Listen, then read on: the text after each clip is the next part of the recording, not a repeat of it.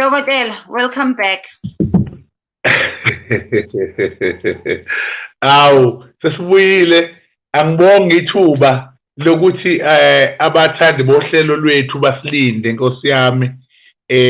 Abanye kukhona imisebenzi abasazoyenza uma sekuphume thina.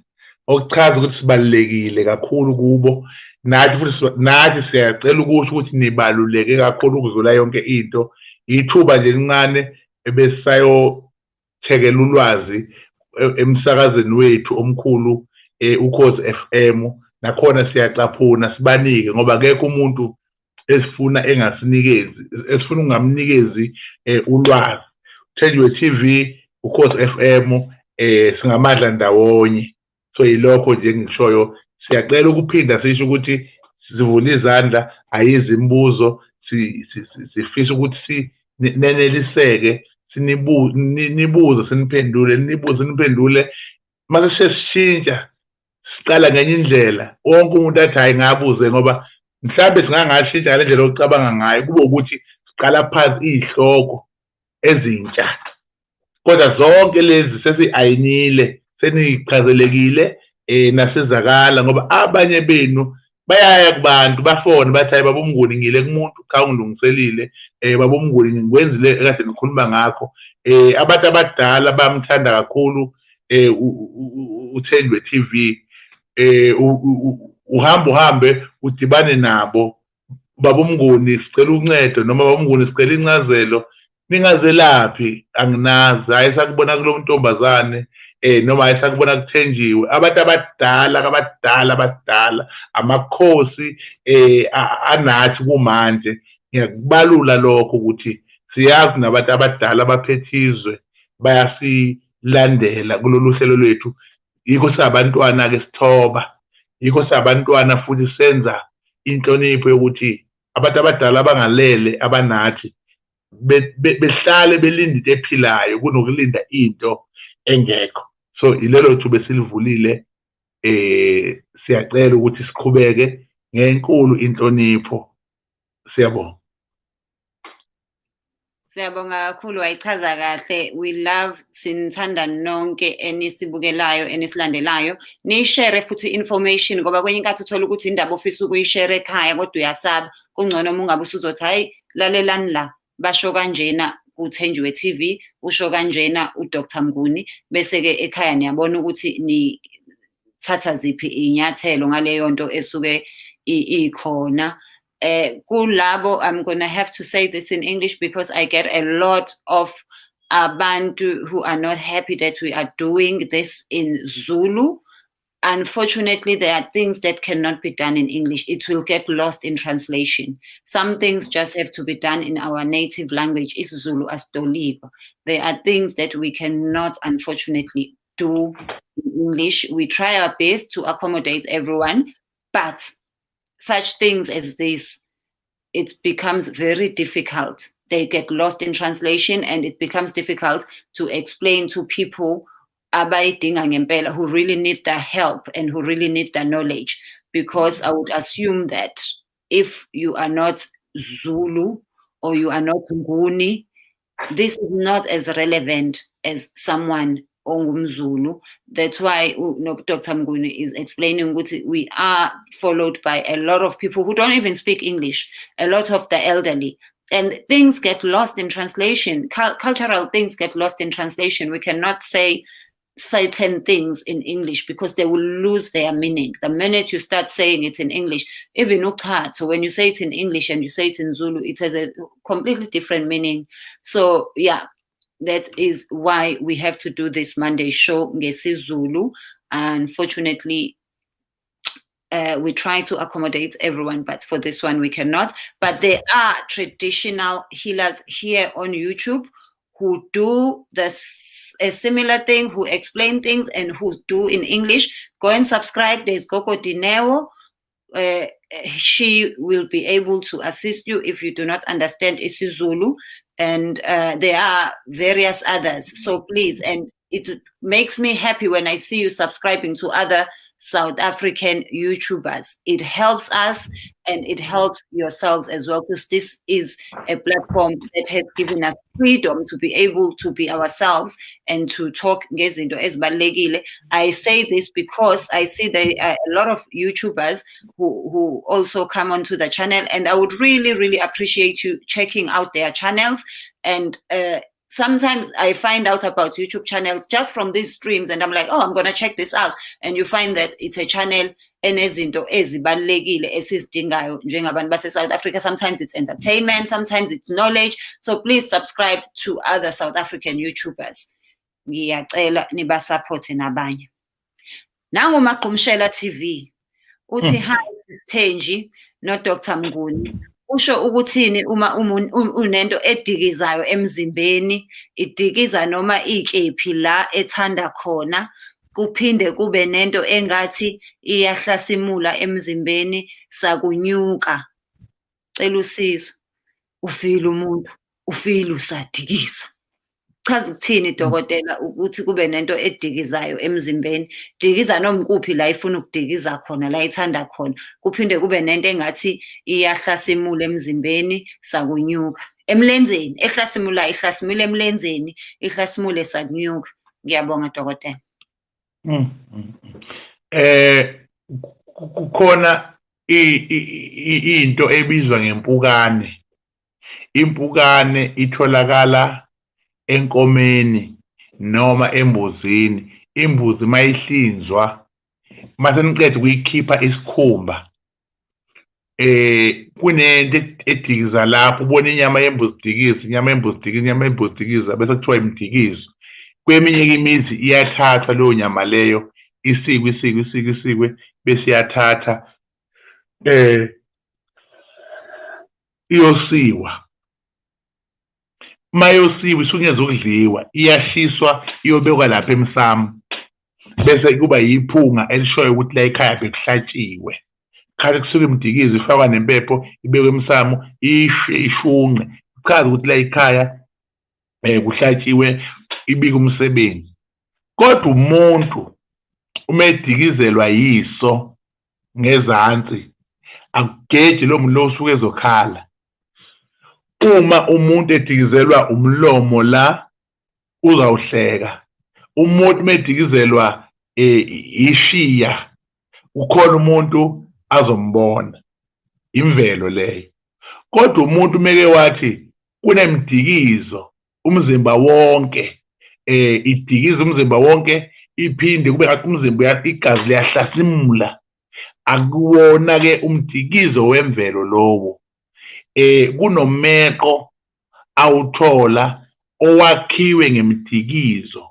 Umuntu medikiza, igazi suke lihamba lambe lime. So kukhona umeko asuka uthola la kudikiza khona, sokunamahlule akhona, kunamahlule akhona, okuyinto leyo engenza ukuthi lowo muntu lowo agcine eba nenkinga yokushawa istroke noma eba nenkinga yokuphambana ikhanda. Ngoba njengoba ehlasimula umzimba uhlasimula manje kukhona into esuke ikubuka, futhi kukhona into ayeka ehambisana nento kuthiwa ufufunyana. Yikho kudikiza umzimba wonke, udikiza noma ngabe yikuphi. Ayikathi umzimba uhlasimula omunye ngakhala hayize, ngakhathi umzimba uhlasimula hayize, kanti izilwane ahamba nazo. Lo muntu udinga ukuyolahlwa, kulahlwe lento ezigazi lakhe lidikiza.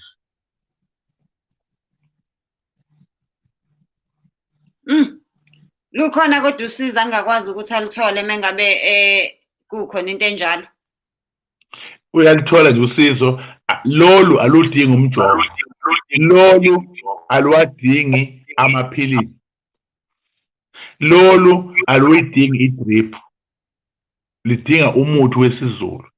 Azowuthola, alahlwe, abhenyiswe, acushwe, kubaleke lento akwazi ukuthi aphile. Mengakwenzi lokho uzoba nenkinga, ugcina omunye umuntu sechama igazi ngoba umzimba wakho uhlala njalo igazi lingahambi kahle, lihambe kabuhlungu. Yebo. Hayi, siyabonga dokotela, ngiyathemba ukuthi uzolifuna usizo alithole. Nangu uWill Smith lana, uSithe Zondi ethi bayede lixoshwa kanjani idlozi elibi noma elingcolile? Lixoshwa kanjani idlozi elibi noma elingcolile? Asihlukanise njengoba ebeke amagama aba mabili, idlozi elibi nedlozi elingcolile. Idlozi elingcolile lifana nomuntu othi ngisangcolile ngisayogeza. Uyafuna ukuza kini kodwa ungcolile.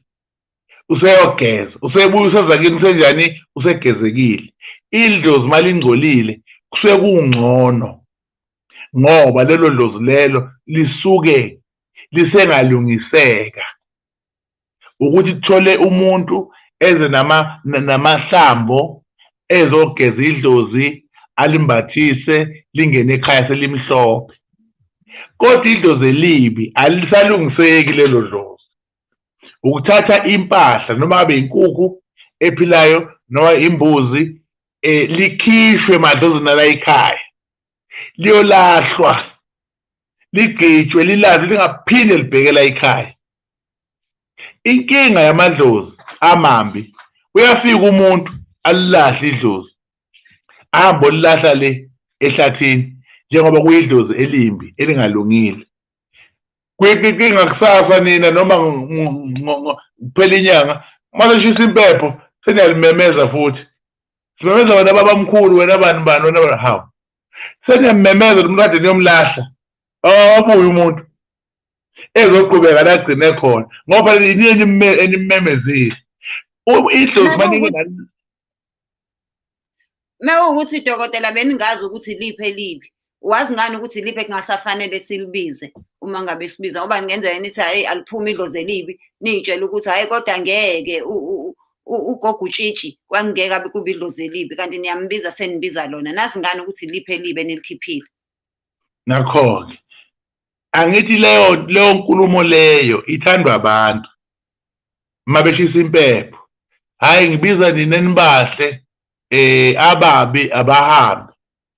Sekuyisitayela nje ngiye ngizwe hayi nina enibahle sondelani nina enibabi hambani. Leyo nto ayikhuluma ithule nje ithethu. Idlozi manifuna ukulithola ukuthi liphi hambani yolihlola. Musani ukuhlola igazi ukuthi egazini ngiphethwe ikhanda noma ngiphethwe isisu noma ngiphethwe yini. Ake niyobheka la ekhaya konakala kangaka kuthiwa indaba isemadlozini. Indaba isemadlozini yebo. Iliphi idlozi eliyinkinga? Achithwa amathambo. Athi amathambo hayi umama wala ekhaya noma umkhulu wala ekhaya noma ukhokho wala ekhaya uyena oyinkinga. Yini inkinga yakhe? Uchitha amathambo. Cha bowafela empini noma ukhaliswa ukuthi nokuthi. Unesikhala naso ubulala ngaso abantu la ekhaya. Noma wayenesilwana ayesicwile, wayenomkhovu. Umkhovu wakhe wathi mefo wangathathwa umuntu. Yiwona lo bhidlisa izinto la ekhaya. Ukuze kuphume lo mkhovu akuphume yena. Ngoba kuqala abantu babe banemfuyo bebe nakho konke kanti babe nezinto ezithile babe nazo. Mase befile isale ihlupha la ekhaya. Seniyahamba niyakomunye umuntu niyobheka futhi lento afika ibamba nalo afika ibamba. Ngeke abantu abawu3 abangazani bekhuluma into eyodwa, cha ngeke. Ngaphandle manizodlala nijikeleze la elokishini nithi niyahlola nizothola into efanayo ngoba nijikeleze la elokishini. Nothi nifika nje lapha kuleya nyanga eyo next door izobe siyazi nihamba ngani. Uma nizohlola musani ukuhambe nimemezela ukuthi nizohlola ngoba kwayona inyanga niyitshela ukuthi nizohlola. Baba sizokubona size lapha ekhaya uzobukho seziyafonela ezamanje. Akufani ezakuqala ezazizwa ngedlozi ukuthi kunabantu abezayo abasuka endaweni ethile ungahambi kusho idlozi ungayindawo kuza abantu. Ezamanje uma ungafonanga ayizwa ukuthi uyeza ngene indlela ehamba uyozufona hawa wasila kwakho wena ngafoni ngani ngoba idlozi asamtsheli njengakuqala. Kuqala wayetshelwa yithonga ukuthi kuza abantu lungisani kuza abantu la ekhaya kusho idlozi kuye. Manje uma ungafonanga umbuzo wenyanga uzothi ubungafoni ngani ukuthi uyeza ngoba seziyafonela ezamanje. Ngiqonda ukuthi-ke awusho lasenyangeni uma uzohlola ufika wena uthi sikhulekile sizocela iy'nhlolo noma sizocela amathambo kuphela. Awuzwa ngisho impilo enyangeni uma uzohlola ukuthi unjani. waqala wathi siyaphila noma sinenkinga usucela inyanga ukuthi nihamba ngani. Beka imali yakho ucela inhlolo, inyanga izothi nihamba ngokuzobheka idlozi noma nifuna ukwazi umsebenzi noma hayi nilahlekelwe noma hayi niyagulela noma hayi nizobheka izinto zempilo kosha amathambo. Emva kwalokho-ke iyahlala-ke indaba enyangeni iyanisiza iyaqeda lapho iyahamba nani inyanga. Anisho lutho, anidluli indawo, aniphathi indawo, nisuke ekhaya nishisa impepho nifike ngene inyanga. Akukho la nizokhuluma khona ukuthi cha bona iqonda ngqo esigodlweni iyosho inyanga yona. Futhi inyanga manje ingabonanga bafowethu kuyenzeka ukuthi yawashaya amathambo abheke eceleni, kokunye washaya amathambo akhulume ngento esazokwenzeka, kokunye washaya amathambo esho into ejulile laba bezela ekhaya abangayazi. Musani ukuphoxeka ngalokho, hambani kwenye indawo ngenkulu inhlonipho ukuthi cha ayifikanga inhlolo lapha besifuna khona. Siyabonga ndaba ezitha, nihambe niye kwenye indawo. Ningapheli amanzi nithi hayi inyanga inamanga, akuzona zonke inamanga. Omunye umuntu uyajula ngempela thola ukuthi idlozi alimkhombisi lento nina nize ngayo. Yini ninenkinga, livale idlozi, livale nje impela engaboni lutho. Nimazi umuntu ukuthi lo muntu uyahlola angayibambi into ngoba nina ninenkinga emumva. Kokunye nifike la anilotsholwe kwaMnguni, seniyafika lapha nenyangeni nithi sizocela inhlolo singaba kaMnguni. Aphatha abantu bakaMnguni lo iphambana into kanti kumele niphahla abakwaDludla ngoba lilotsholiwe kaGumede. Nimeme lizodla kaDludla lizovela kulo muntu lithi la bantwana laba bahamba ngokuthi ngoba mawuhlola enyangeni abantu bakini abahlangana namadlozi enyanga bese beyakhuluma ukuthi wena uze ngani la ekhaya ngoba bona basemoyeni wena usenyameni. Yizo zonke izinto lezo eziphambanisayo. Ngaphandle-ke maniye kobhuti-ke abangani bethu, abangani bami labo-ke abasuke befosa, ungathola lutho ngoba vele abazi lutho. Bazi nje uphethwe ikhanda noma kunenhlambuluko noma kunesimo sokushawashawa yikhanda, yilokho abazokutshela khona obhuti. Lokho-ke usuke uneshwa-ke ngoba uye vele ey'nganeni ezingazi lutho. Obhuti-ke bayazi-ke ngiyaxolisa, bayazi kakhulu khona lokho abakwenzayo. Yilokho okusiza abantu ukuthi-ke qaphela la uyakhona, ungayi nomaphi. Sikhonela lokho ukuthi musani ukuya nomaphi. Siyabonga. Ngikuzwa dokotela uthi fanele umuntu ashise impepho mengabe ezoyohlola. Laba basuke umuntu eyisukela ka-boyfriend noma eyisukela efletini-ke kwenziwa njani? Ngicela uyicacise lento yokuthi umuntu mezoyo enyangeni kufanele ashise impepho ekhaya ukuthi sishiselane impepho nokuthi mengabe ukuthi angisukele ekhaya ngisukele ey'ndaweni zami ngenza kanjani? Ngiyabonga-ke lapho ngoba abantu uyabakhalima futhi-ke uyababuzela into ebalulekile ecishe yasala engenza ukuthi umuntu angayi kuyohlola athi eyi ngoba ngikho ekhaya ngeke ngikhona ukuhlola kuthiwa kufuneka uqale uyoshisa impepho. Kuhlukene-ke lokho. Uma uyihlolela wena ungaya kumuntu ayokubhekela uphatha amanzi akho namakhandlela lakho akubhekele, kodwa manihlolela ikhaya ilabo nishisa khona impepho, niyahlangana nomndeni bese nishisa impepho, nihlolela ini ikhaya. Ilapho-ke indaba. Kodwa kuyiyela ubheka mhlawumbe umuntu unenkinga nomuntu wakhe, unenkinga emsebenzini, akalalanga kahle izolo, uyagcina uyakwazi ukuya kumuntu afike umuntu ayibambe indaba ukuthi cha lungisa 1 no 2 no 3. Mayithi idinga ikhaya awuyithathi iy'nqumo uqala uye ekhaya uyothi nakho ngizwa kuthiwa uhlangana umndeni kwenziwe lolo hlelo. Oh, hayi busungithuse kakhulu ukuthi phela mesiyele ey'nyangeni soyidlisela ama-boyfriend ethu sekufanele sidlule emsamo. Hayi usungikhululile-ke manje. Uma ngeke uthi sawubona dokotela, ngabe uyini umthelela wokugeza ngamafutha kasolinye uphiyano? Uyini umthelela wokugeza ngamafutha kasolinye uphiyano? Amafutha kaSolinye uPiano amafutha omkhovu. Lomkhovu oneso elilodwa. Kuthiwa ke inkosi yemkhovu. Yiwo ojikelele emhlabeni wonke. Mawuna lawo mafutha uNkulunkulu kulomhlaba. Uma ufuye lowo mkhovu lowo uNkulunkulu kulowo mhlaba ngoba uyinkosi yemkhovu uPiano imfakabili akunje umkhovu wentaba kuzoba imfakabili kuzoba umantindane kuzoba umkhovu lo omhlophe kuzoba umkhovu lokuthiwa isiphapha bakhuleka kuwo. Uma ukhona la eNanda ungaba yisenanda kuphela uyoziyoba khona omunye emtuba makukhona omunye la eNanda omunye ungaziyoba khona ko-Eastern Cape ngoba amakhosi alezi zinto. Ukugeza ngalento amafutha ayo akunawo umthelela omumbi.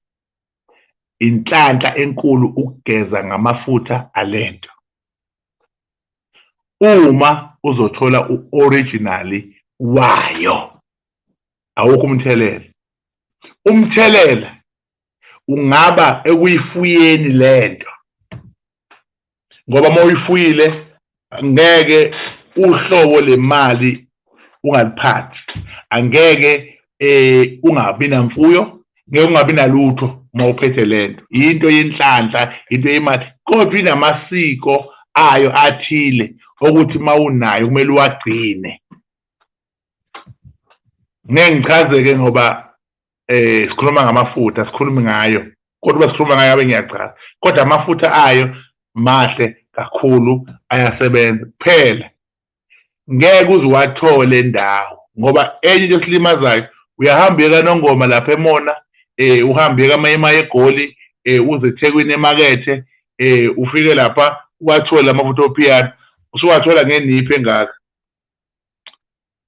awu R100 uxakeke ukuthi into yenhlanhla into ebucayi kangaka ingaba R100 kangaka kanjani mawuthi uyayithatha lento uyithe emakhaleni akwenzeki lutho amafutha aleyanto uma wagcobhoza ngeke uthi ulibeke la emakhaleni uphansi ikhanda likushamanje ikhanda bukwabeka la esandleni uze ngasandla siyanqamuka esibhekeleni ukuba strong kwala mafutha manje ke uma wena ungazi ugijimile lapha uthole amaniphu R100 uzithenge ngisho 6 wamaniphu uthi zokwenzela abantu into ngento yoPiano benzela into engekho amafutha enkukhu lawa noma amafutha kaXaba usuyabanjwa lento ayitholakali kalula ithola zinyanga ezihlakaniphile ezazi ukugaya umuthi lento kwenza umkhosi omkhulu kwenza umcimbi wokubulala lento muthola isigaba esingaka ngo50,000 abakini basuke bekuthandile ukuthi uhambe uyolapha abantu ngalesi sigaba esingaka ngo50,000 uyolapha abantu ngalento engaka kodwa wena uzoba nayo imali enkulu edlula lo50,000 so abantu abavuleka amehlo bengalashwa noma yini ngoba bengazilutho uma uNkulunkulu ekhuluma noSisithenjiwe ngale channel kwakuwukuthi kuzovuswa abantu ababhubhayo ngenxa yokuswela ulwazi kwathiwa akube khona le channel ezovula abantu ini umqondo ngoba sizokhuluma ini amaqiniso ungagijimile lapho uyothenga lento ingakwenze lutho uthi inyanga inamanga kanti uthole into ongesiyo thola into kuyiyo ukuze ubone umehluko wobunyanga ukuthi ubunyanga kahle kahle lo busekhona ubunyanga hayi ubunyanga busekho ngentshela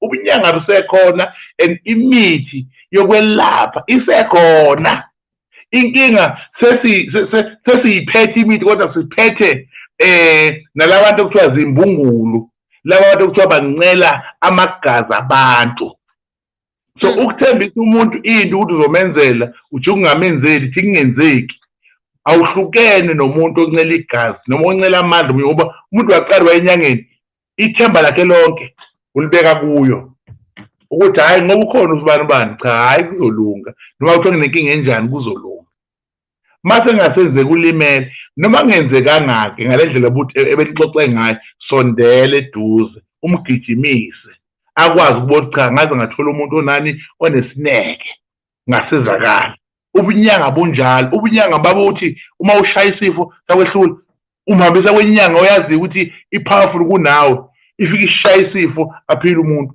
ngeke akukhohlwe leya muntu ngoba uthi utheme engeneweni wamtakula ukuthi umtakule kanjani kodwa khona umtakulile ngoba lapho usumuse khona bengekazaye wena ukube bengaxhumananga nawe seyabuye umuntu uza kuwe uyabonga umuntu iyaqhubeka impilo yaphambili babunjalo kubunyanga ngiyaxolisa ngokulula kade ningadinwa ngibe ngithi mucabanga upresident wethu Ramaphosa unawo umkhofu awusihlebele phela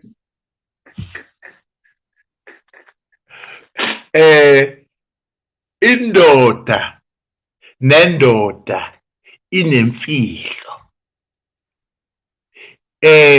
abantu abanemfihlo ngeke uzubabone bepost inyoka bethi naye inyoka yami ngeke uzumbone umuntu onemfihlo eposta imali ethi bukani imali enginayo ngeke qobo ngisho nakwakhe ngeke uthole ngisho iflag liphephezela kanje ngeke uthole ngisho ibhodlela lile ngeminyango umuntu onemfihlo uyayazi imfihlo yakhe waqala umuntu waveza izinto waveza inyoka waveza imali ezinkulu ezingaka bona lo muntu lo ukuthi akanayo imfihlo unoboxer noSpar noShoprite oyibhodi elikhulu elikhulu lapha kuyadayiswa izinto lapha kwenziwa so abantu abanezimfihlo abasivezi imfihlo zabo iphela lapho yabo njengoba ungazi ukuthi kazi unawo umkhofu noma kanawo ikhona ukufunakalayo ke lokho nobunyanga bunjalo uma uyinyanga enezinto eziserious uyinyanga enezimfihlo ezithile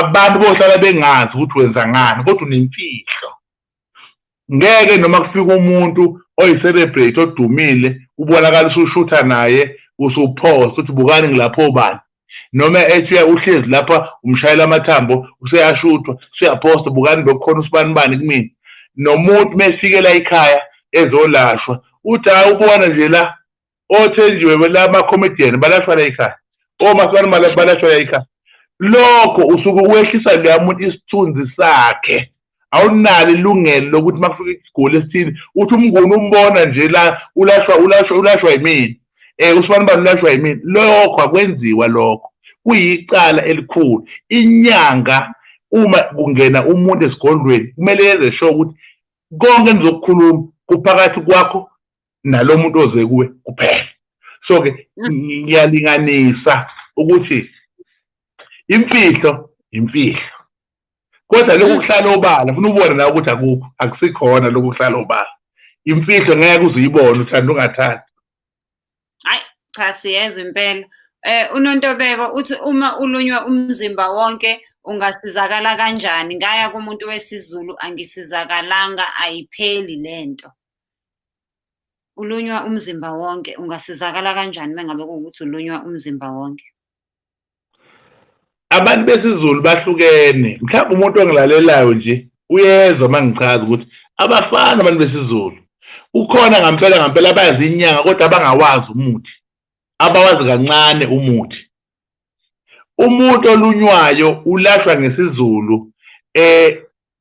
udokotela unawo amaphilisi akunika wona uwaphuza kodwa ukulunywa kuyisintu ukulunywa kukulashwa ngokwesintu usiza akathola inyanga imlapha ikhona imithi ekwazi ukulapha umuntu olunywayo mhlawumbe uma ungangithinta eceleni wendodakazi ngakutshela nje ukuthi thatha into eyi-1 ugeze ngayo kuphela nya 1 into eyi-1 nje hayi 2 1 ungasizakala 1 hayi inamba Dokotela Nontobeko njobe shock ukuthi ungamthinta eceleni. Nangu Jeffrey uthi yena ufuna ukuqala ibhizinisi athenge nemoto. Kukhona yini usizo angaluthola umuntu ofuna ukuqala ibhizinisi nokuthenga imoto? Ibhizinisi liyinkinga ngamuzo liqala ngoba fanele sithole ukuthi unawo wena amandla okuliqala. Yiloko kumele siqale ngoba nakhona la emthini sifeliswa yiloko. Ufika athi umuntu ngifuna ukuqala ibhizinisi, ngifuna ukuthenga imoto, ngifuna ukuba nomuzi. Uthi wena hamba uyofuna imali engaka ngizokwenzela. Ayifuna umuntu imali ayilethe. Akanayo imali yokuqala lento ayishoyo. Usumnikeza umuthi wakho. Umuthi wakho uzothatha isikhathi ukuthi umsebenze ngoba kufuneka umakhele indlela azothola ngayo imali, kumele umakhele indlela azoqala ngayo lento. Kanti ungcono umuntu othi ngifuna ukuqala ibhizinisi kodwa ngenayo imali engizothi uma ngithola into ngisukumisele kuphi phezu kwayo. Hayi ukuqala ibhizinisi ungenalutho. Lapho kunerobhana. Uma unawo amandla ungenza enyangeni izokwenzela uphakame. Futhi uqaphele ngoba uma uzothola lezi ziyinyanga engizisho obhuti letha wena le mali ofuna ukuqala ngayo yonke uyilethe kuyena. Ekugcineni sebebalekile akasekho usuphathwa i-stress. Noma ufuna ukuqala ibhizinisi ungasho ukuthi unamalini. Izwe imali yenyanga ukuthi malini ikunikeze umuthi uhambe uyosebenza nayo imali yakho siyalithatha-ke le mali yakho suthenga izinto zebhizinisi seliyaqala. Wena nje ufuna ukuqala ibhizinisi shuthi wena kahle kahle udinga uwozawoza. Musa ukutshela abantu ukuthi ufuna ukuqala ibhizinisi hambe enyangeni uthi ngicela into yebhizi, ngicela iwozawoza thule phansi bakunika iwozawoza uyosithatha le mali suyaqala ibhizinisi lakho. Imoto uzoyithenga uma usubone inzuzo yaleli bhizinisi oliqalile ukuthi ihamba kanjani. Musa ukuhamba udumisa kubani ukuthi ufuna ukuqala ibhizinisi ufuna ukuthenga nemoto ngoba bazobuza ukuthi unamalini. Uthi hayi ngino-150 bethi letha la sikwenzela izinto. Usuhambile 150 wakho ngeke ukaphinde uthole naye usamthola ndawo. So musa ukusho wena hamba nje uthi ucela into yewozawoza ucela into yebhizi phela uzoyenzani ngicela into yebhizi ukhokhe leyo mali uhambe uqale nayo into yakho izokulekelela. Unayo newozawoza yomahosha bayakwazi ukuyilanda kuwena ukuthi nje khona mekulona kube busy into angayazi umuntu.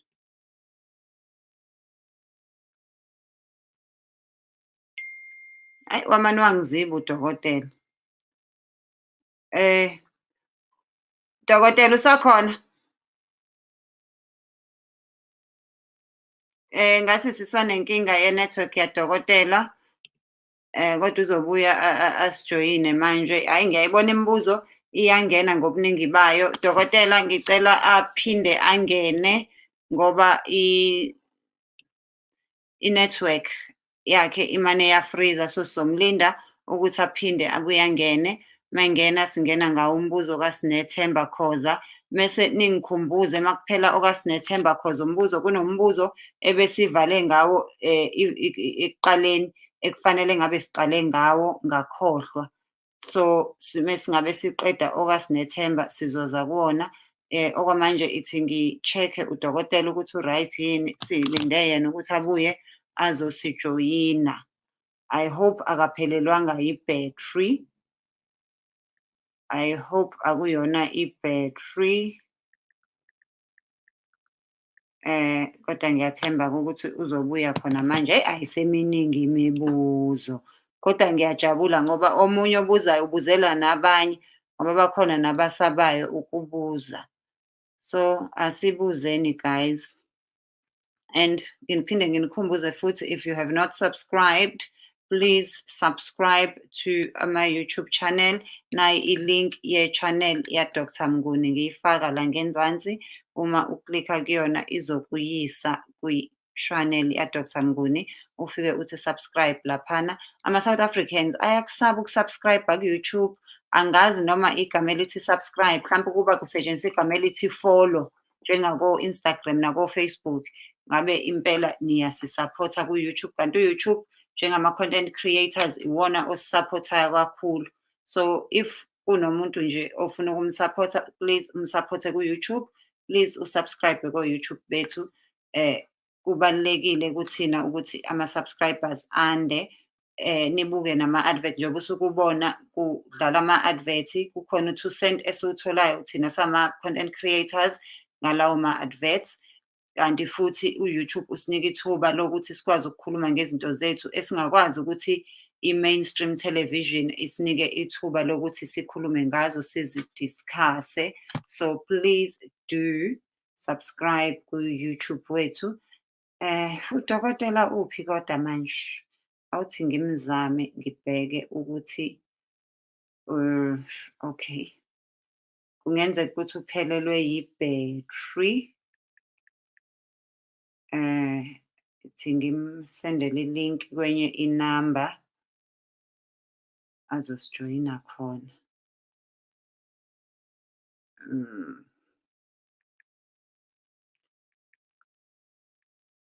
Mengabe uyidokotela ngizoniphendula mina. Vele ngenazi noma ngiyayazi into engikhuluma ngayo noma ngiyazi. Ngizoniphendula nga-one nga-one.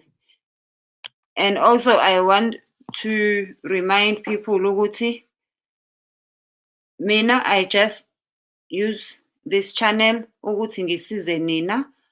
I cannot guarantee any advice or any information oyitholayo, and asisho ukuthi woza ku-Dr. Mnguni usuke echaza nje ngokosiko ukuthi izinto fanele zisebenze kanjani. You can go to any nyanga or any sangoma. It doesn't mean ukuthi usizo okusuke kukhulunywa ngalo usizo ongaluthola ku-Dr. Mnguni kuphela. So please make sure ukuthi uya-understand-a lokho ukuthi kusuke kungashiwo ukuthi u-Dr. Mnguni uzodayisa iy'nto zakhe la. Uyasisiza nje ngokusiyalela ngezinto mayelana nezinto zesintu, hhayi ukuthi sekuthiwa sekuyaphoqa ukuthi fanele uze kuyena. Angazi yazi ngempela ukuthi kwenzekani. Ngicela ninginike nje just u-2 minutes wokuthi ngimfonele ngizwe ukuthi uthini, ukuthi uyalibamba yini ucingo noma mhlampe inkinga inalo ucingo.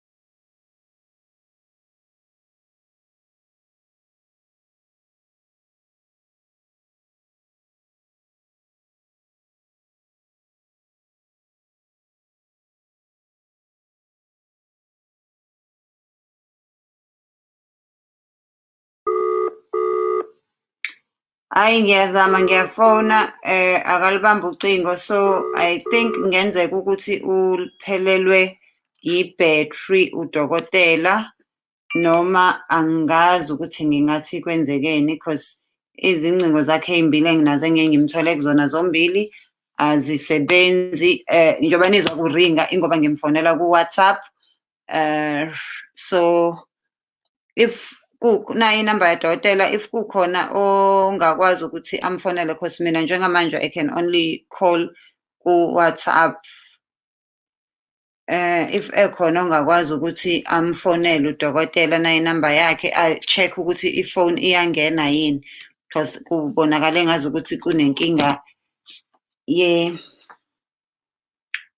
ye-battery. I think uphelelwe yi-battery esakhuluma. So please do check. Please do check. Sizwe ukuthi uthini udokotela. It will be such a shame, but ke if kuwukuthi asimtholi udokotela, into esizoyenza ukuthi we will just have to start again another time. Siqhubeke nemibuzo noma sizoyenza imibuzo yenu siyiphendule on the side.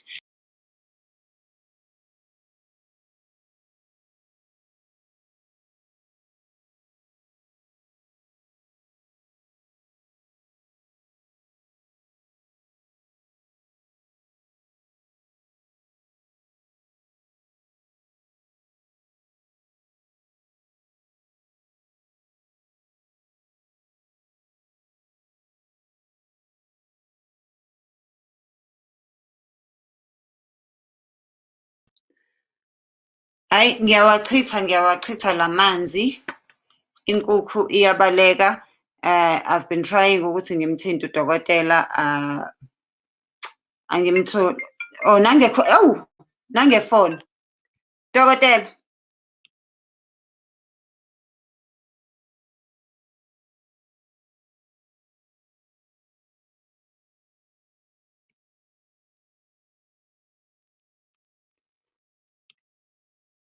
Ngiyacabanga ukuthi ngathi network ngoba uyafona manje kodwa uyalokhuza. Okay. Awuthi ngimsendele futhi link. Oh wangena sangena. Cishe sawachitha lamanzi sithi hayi ngeke iyabaleka lenkukhu. Thank you so much for ukuthi ubuye. Bese ngikutshela ukuthi kushuthi hayi ifoni iphelelwe yibhetri kushuthi sesimluzile udokotela. Usuthi kahle njengoba ngiyazi ukuthi wazala umbethe. Yeah.